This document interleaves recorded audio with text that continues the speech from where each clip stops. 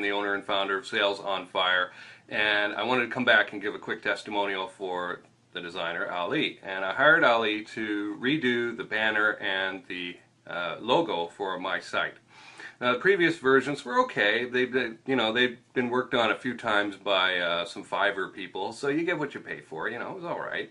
But I wanted to really step it up in terms of class and effectiveness.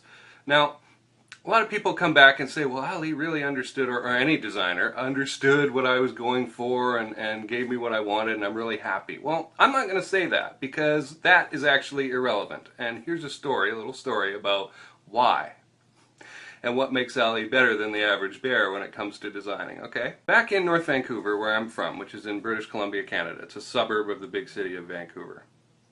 All right. I ran for council a couple of times, and in doing so, I created some pamphlets to hand out. And these were the standard sorts of things, a little bit about the platform and that kind of thing.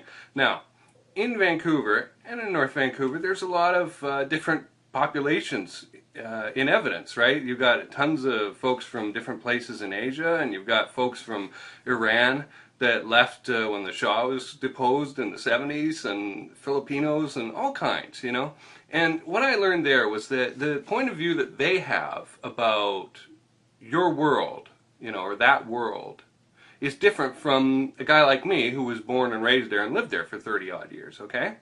So I was talking over the design of this pamphlet with a guy from Iran, and this guy had actually had a pretty interesting history. He literally walked out of Iran and walked through Turkey and lived on the street in Italy, and it really had made his way out just on foot. And then he was a dentist, and eventually had set up a practice and made enough money and moved and set up another practice in Burnaby, which is another suburb of Vancouver. And he was a friend of a friend. So to get his point of view on this thing was really interesting, because he said, you should put a Canadian flag in here, like a maple leaf, right? And I said, flag wrapping, it's something that, to me, slimy politicians do, wrap themselves in the flag. Oh, I love my country and all this stuff. That sort of thing should really be implicit. But he shouted at me. He actually shouted at me, and he said, Jason, you're missing the point. The pamphlet is not for you. It's for them. It's for the reader. Okay? So that's the takeaway here, all right? And where I'm going with this story is, when I got the sample designs from aLee, I obviously sent them around to friends of mine.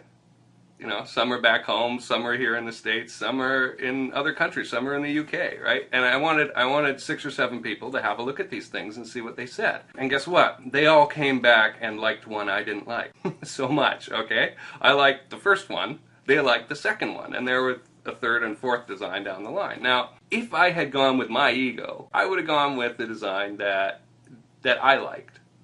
But having been through that experience back in North Vancouver, with that pamphlet and that guy from Iran, I knew it's not what I think that matters, okay? It's, does the design create an emotion or a feeling or a concept or a thought that resonates with the viewer, with my viewers, my tribe? That's who I want to engage. That's who I want to excite. It doesn't matter what I think. It matters what these guys think, and they all agreed that this design was the best. So that's the one I'm using. And that is the testimonial that I'd like to give aLee, because he didn't just please me. And I would tell you that pleasing me is actually fairly irrelevant when it comes to branding, because I'm not selling to myself. I'm selling outside. Let's go outward focused now. Let's look to the outside world, all right?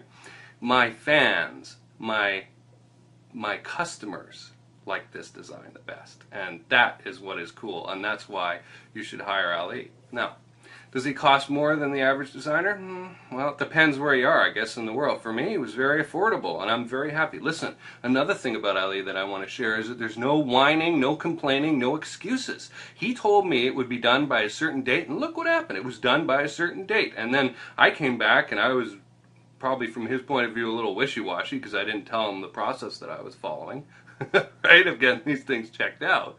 But I said, I don't like this, could you change that, and that kind of thing. And he did. He jumped through the hoops for me and put together another couple of concepts, which eventually we didn't use. I went with that second design that everybody liked. So, he will give you great customer service. Anyway, it is better to wait and to get onto his list, unless you have a product or a service that really is like lettuce, going to expire fairly quickly. If you can wait a little bit and get on his list, then I absolutely assure you that is the smartest move that you can make. All right, thanks a lot for watching and pay attention to this whole thing.